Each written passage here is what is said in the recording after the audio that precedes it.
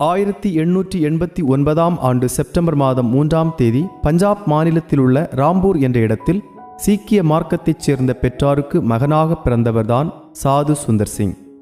அவருடைய தாயார் தன்னுடைய மார்க்கத்தில் மிகவும் பக்தி நிறைந்தவராயிருந்து தன்னுடைய மகனும் அம்மார்க்கத்தில் ஒரு பக்தியுள்ள சாதுவாக மாற வேண்டுமென்று விரும்பினார். சிறு வயதிலிருந்தே சுந்தர் இந்து மார்க்கத்தின் புனித நூல்களை, முக்கியமாக பகவத்கீதையை ஆழ்ந்து படிக்க ஆரம்பித்தார். ஆவிக்குரிய வாழ்வில் திருப்தி காண வேண்டும் என்ற வாஞ்சையில் வீட்டில் அனைவரும் நித்திரைக்குச் சென்ற பின் சீக்கியர்களின் புனித நூலாகிய கிரந்தத்தையோ அல்லது இந்துக்களின் புனித நூற்களையோ அல்லது முஸ்லிம்களின் புனித நூலாகிய குரானையோ படிப்பது சுந்தரின் வழக்கமாயிருந்தது. ஒரு கிராமத்து மிஷன் பள்ளிக்கூடத்தில் படித்து கொண்டிருந்த சுந்தருக்கு அங்குதான் முதலாக கிறிஸ்தவ மார்க்கத்தோடு தொடர்பு ஏற்பட்டது. ஒருமுறை வேதாகமத்திலிருந்து வசனம் வாசிக்கச் சொன்னபோது அதை பகிரங்கமாக கிழித்து எறிந்தார். அதன் மூலம் கிறிஸ்தவ மார்க்கத்தை எதிர்க்கும் எல்லா மாணவர்களுக்கும் அவர் தலைவரானார்.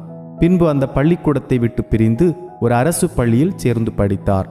தெருக்களிலும் பொது இடங்களிலும் நின்று பிரசங்கித்துக் கொண்டிருந்த மிஷனரிகள் மீது சேற்றையோ கற்களையோ வீசும்படி மற்றவர்களை ஏவிவிட்ட அவர் வேதாகமத்தை பலர் முன்னிலையில் தீயிலிட்டு கொளுத்துவதையும் தன்னுடைய வழக்கமாக கொண்டிருந்தார்.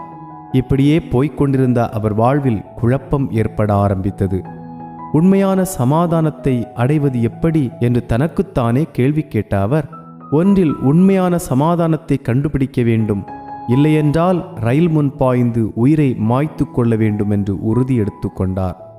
ஒரு நாள் அதிகாலையில் எழுந்து குளித்துவிட்டு, கடவுள் என்று ஒருவர் உண்டென்றால் உம்மை எனக்கு காண்பியும், உண்மையான சமாதானத்தை எனக்கு நீர் தர வேண்டும் என்று சொல்லி வேண்ட ஆரம்பித்தார். உடனே அந்த அறையில் பேரொளி வீசியது. அந்த ஒளியின் நடுவில் ஆணிகளால் அடிக்கப்பட்ட அடையாளங்களுடன் கூடிய கரத்தை காண்பித்து, நீ ஏன் என்னை துன்பப்படுத்துகிறாய், நான் உன்னுடைய இரட்சகர் என்று சொன்ன இயேசுவின் சாயலை சுந்தர் தரிசித்தார். எதிர்பாராத நேரத்தில் தனக்கு கிடைத்த இந்த தரிசனத்தில் அதிர்ச்சியடைந்த சுந்தரை ஒரு இனம் புரியாத மகிழ்ச்சி ஆட்கொண்டது.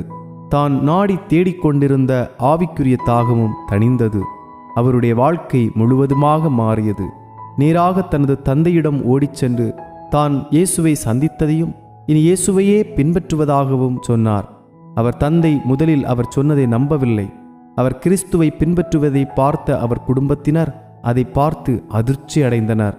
கிறிஸ்துவை பின்பற்றுவதை விட்டுவிடும்படி தனது தந்தை மற்றும் குடும்பத்தினரால் மிகவும் வற்புறுத்தப்பட்டும் இயேசுவின் மீது அவர் கொண்டிருந்த ஆழமான விசுவாசத்தினின்றும் அன்பினின்றும் அவரை பிரிக்க முடியவில்லை. பொன்னும் பொருளும் காட்டி ஆசையை தூண்டினார்கள். சுந்தரோ எதற்கும் அசியவில்லை. சுந்தர் தங்கள் விருப்பத்திற்கு கட்டுப்படாததால் அவரை வீட்டை விட்டே துரத்தி விட்டார்கள். உண்ண உணவின்றி பசியோடு வேதனை அனுபவித்துக் கொண்டிருந்த அவர் எந்த காரணத்தாலும் இயேசுவை விட்டுவிட விரும்பவில்லை. மீண்டும் வீட்டிற்கு அழைக்கப்பட்ட அவர் அங்கிருந்த தாழ்த்தப்பட்ட வேலைக்காரர்களோடு தங்க வைக்கப்பட்டார். தனது வீட்டில் தனக்கிருந்த மேன்மை பறிக்கப்பட்ட போதும் அதை குறித்து கவலைப்படாமல் கிறிஸ்துவி நிமித்தம் தனக்கு வந்த துன்பங்களையே மேன்மையாக எண்ணினார். சுந்தரை மனம் மாற்றுவது கூடாத காரியம் என்பதை உணர்ந்த அவர் குடும்பத்தினர் உணவில் விஷம் வைத்து சாப்பிடக் கொடுத்து வீட்டை விட்டு துரத்தி விட்டார்கள்.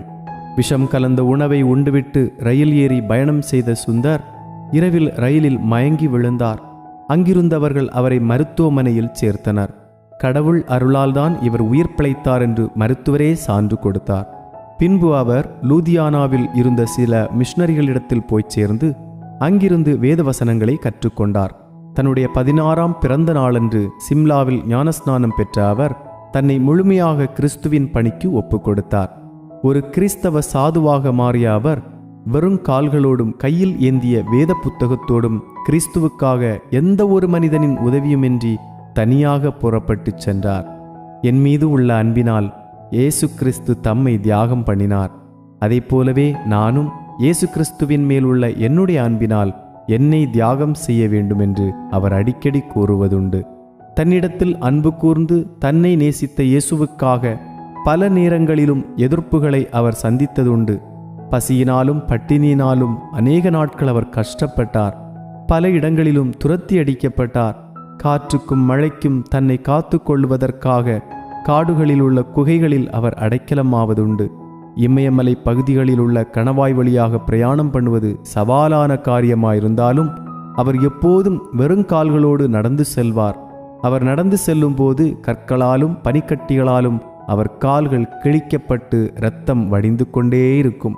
பலரால் துன்புறுத்தப்பட்டும் அதை பொறுமையோடே சகித்து எப்போதும் அவர் மகிழ்ச்சியாயிருந்ததைக் கண்ட அநேகர் சுவிசேஷத்தை ஏற்றுக்கொள்ள ஆரம்பித்தனர். ஒருமுறை ஒரு கிராமத்திற்கு சென்று ஒரு மரத்தடியில் உட்கார்ந்து பாடல்கள் பாட ஆரம்பித்தார். அதை கேட்டு ஒரு பெரிய கூட்டமே கூடிவிட்டது. பின்பு அவர் இயேசுவை பற்றி அறிவிக்க ஆரம்பித்தவுடன் அங்கு கூடியிருந்தவர்கள் அவர் மேல் கடும் கோபம் கொண்டார்கள். குரூப்பராம் என்ற ஒருவர் அவரை மூர்க்க வெறியோடை தாக்கின போது அவர் கீழே விழுந்து கைகளும் முகமும் காயப்பட்டு இரத்தம் வடிந்தது. ஆனாலும் அவர் அமைதியாய் எழுந்து அங்கு கூடியிருந்த மக்களின் பாவ மன்னிப்புக்காக ஜெபம் செய்து மீண்டும் இயேசுவின் அன்பை போதிக்க ஆரம்பித்தார். இவருடைய சாந்தமான செயல் இவரை அடித்து துன்புறுத்தின குரூப்பராம் என்பவரை ஆழமாக தொட்டது. உடனே அவரும் இயேசுவை ஏற்றுக்கொண்டார். கிறிஸ்து என்னும் வெளிச்சம் உதிக்காத இருள் நிறைந்த கடினமான ஆபத்து நிறைந்த இடங்களுக்கெல்லாம் சாது சுந்தர் சிங் தைரியமாகச் சென்றார். பலமுறை திபெத் நாட்டிற்கு சென்ற சுந்தர் ஒருமுறை ஒரு சிறு பட்டணத்தில் இயேசுவை பிரசங்கித்துக் கொண்டிருந்த போது வெளிநாட்டு மார்க்கத்தை பிரசங்கித்தார் என்று குற்றம் சாட்டப்பட்டு கைது செய்யப்பட்டார். பின்பு அவரை நிர்வாணமாக்கி ஒரு தண்ணீரற்ற ஆழமான கிணற்றில் அவரை தள்ளி கிணற்றின் மேற்புறத்தை பூட்டிவிட்டார்கள். அழுகிய சடலங்கள் மற்றும் எலும்புக்கூடு குவியலின் நடுவில் சுந்தர் சிங் விழுந்தார். அந்த துர்நாற்றத்தின் மத்தியிலும் தான் சேவித்த ஆண்டவரை நோக்கி கூப்பிட்டு கொண்டிருந்தார். சரியாக 3வது இரவில் அந்த கிணற்றின் மூடி திறக்கப்படும் சத்தம் கேட்டது. அதிலிருந்து ஒரு கயிறு இறக்கப்பட்டு இதை பிடித்துக்கொள் என்ற சத்தமும் கேட்டது. அவர் கயிற்றை பிடித்தபோது அடையாளம் தெரியாத ஒருவரால் தூக்கி வெளியே விடப்பட்டார். தன்னை தேவன்தான் காப்பாற்றினார் என்பதை சுந்தர் பின்பு உணர்ந்து கொண்டார். தன் சரீரத்திற்கு தேவையான பலனை பெற்றுக்கொண்ட பின் மீண்டும் இரட்சிப்புக்காக தவித்து கொண்டிருக்கும் மக்களுக்காக புறப்பட்டு சென்றார் சுந்தர். பலர் இயேசுவை ஏற்றுக்கொண்டனர். சாது சுந்தர் சிங்கின் நாட்களில் நேபாளத்தில் சுவிசேஷம் அறிவிப்பது தடை செய்யப்பட்டிருந்தது. ஆனாலும் சுந்தர் அங்கே சென்று கிறிஸ்துவை பிரசங்கித்தார். ஆகவே அவர் கைது செய்யப்பட்டு சிறையிலும் அடைக்கப்பட்டார். சிறையில் கூட அவர் தமது ஊழியத்தை தொடர்ந்தார். சிறையிலிருந்த மற்ற கைதிகளுக்கு கிறிஸ்துவை பற்றி கூறினார்.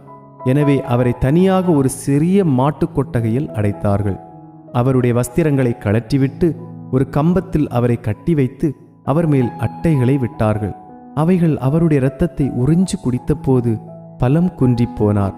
என்றாலும் அந்த வேதனையிலும் தேவனை துதித்து ஜெபித்து கொண்டிருந்தார். இதை பார்த்த அதிகாரிகள் அவருக்கு புத்தி சுயாதீனம் இல்லை என்று நினைத்து அவரை விடுதலை செய்தார்கள். இரத்த இழப்பினால் பலவீனப்பட்டிருந்த அவர் அதையும் பொருட்படுத்தாமல் பக்கத்திலிருந்த ஊருக்கு சென்று சுவிசேஷத்தை அறிவித்தார். என்னுடைய இரட்சகராகிய இயேசு கிறிஸ்துவுக்காக நான் பாடு அனுபவிப்பது ஒரு மாபெரும் மகிழ்ச்சியின் இரகசியம் என்று தனக்கு துன்பம் நேரிடும் போதெல்லாம் சுந்தர் கூறுவார். சாது சுந்தர் சிங் கிறிஸ்துவுக்காக பட்ட பாடுகளும் அவருடைய அனுபவங்களும் வெளி உலகின் கவனத்திற்கு வந்தது. இந்த இந்திய அப்போஸ்தலர் மீது உலக கிறிஸ்தவர்களின் பார்வை பதிய ஆரம்பித்தது. பல இடங்களிலும் கிறிஸ்துவின் நற்செய்தியை அறிவிக்க சுந்தர் அழைக்கப்பட்டார். ஒருவன் தன்னைத்தான் வெறுத்து தன் சிலுவையை எடுத்துக்கொண்டு இயேசுவை பின்பற்ற வேண்டும் என்பதே அவர் சென்ற இடங்களிலெல்லாம் அவருடைய அறைகூவல். இது அநேகரை கிறிஸ்துவுக்காக செயல்பட தூண்டியது.